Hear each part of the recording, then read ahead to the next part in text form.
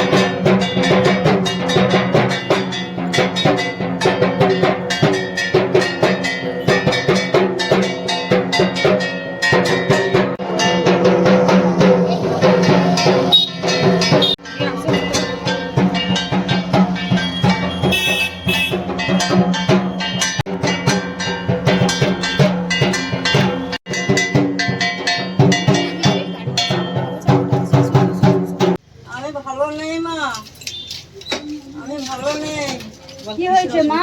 কি অসুবিধা হচ্ছে? বুঝো তো আমি কাউকে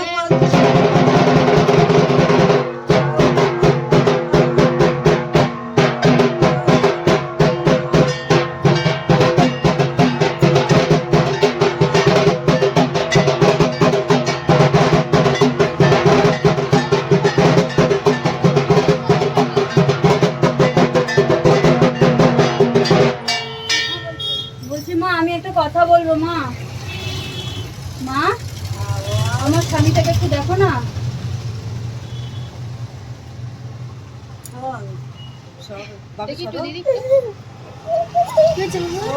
মা, তুমি আমার স্বামীর হাতটা ধরো মা। আমাকে দেখতে পাই, আমি পরিবারকে নিয়ে আছে এখানে। পরিবার আমাকে কেউ খেয়াল করে না। আমার যে পুজো কারোর খেয়াল নেই কেন? শনিবার মঙ্গলবার তোরা শান্তিভাবে আমার পুজো দে, আমি শান্তি থাকলে তোরা থাক। ঠিক আছে মা, এবার শনিবার আমার মঙ্গলবার ঘরের থাকবো মা। জল শনিবার মঙ্গলবার বাড়িতে কোনো আস হবে না। মা আর দাসির খুব কষ্ট, মায়ের মেয়ের খুব কষ্ট, কাউকে পায় না। দেখতে পাচ্ছিস আমার চোখ দিয়ে যা, চোখের কোনায় কোনায় আমার জল আছে, যা কত কষ্ট পাচ্ছি। আরে বালকটা বলবো শনিবার মঙ্গলবার একটু যেন আমার পুজোটা যায়, বাচ্চাটা যেন কোথাও না যায়, অল্পটা যেন ছেড়ে যায় আমাকে। আমি কিন্তু ওর জন্যই আছি। মা তুমি আমার স্বামীকে একটু দেখো মা। অত মন খারাপ করে হওয়ার পিছনে আছি রে। আমার স্বামীর খুব কষ্ট, ওর একটু হাতটা ধরো মা। তো ওই তো সব, ওই তো সব ও বুঝতে পারলো। অত মন খারাপ কিসে? হ্যাঁ, আমি কোথায় রয়েছি? কোথায় রয়েছি আমি? আমার কোথায় রেখেছে ও? সাময়িক কষ্ট হবে, দাঁড়া, উঠে পড়বি, আবার আবার ভালো থাকবি। তুই কিছু ফুল পুষ্প নিয়ে যেতে পারবি না তো? আমার ঘটের জল নিয়ে যাবি। ঠিক আমার আছে মা। ঘটের জল নিয়ে যাবি। আর পুজোর সময় বালককে বলবি যেন শনিবার মঙ্গলবার দুটো বার পুজো দেয়, তোরা এক জায়গায় থাকবি। আমি পুজো দেখে কষ্ট হবে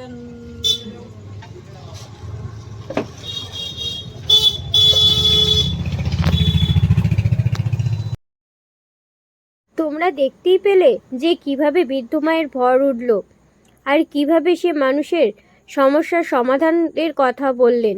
যদি তোমাদের ভিডিওটা ভালো লেগে থাকে অতি অবশ্যই লাইক কমেন্ট শেয়ার করে দেবে। আর আমার চ্যানেলে যারা নতুন তারা এরকম ভিডিও পেতে অবশ্যই আমার চ্যানেলটাকে সাবস্ক্রাইব করতে ভুলবে না। পাশে থাকা বেল আইকনটিতে প্রেস করে দেবে। আরও যদি তোমাদের কিছু জানার থাকে অবশ্যই আমাকে কমেন্ট করবে। সকল ভালো থেকো, সুস্থ থেকো।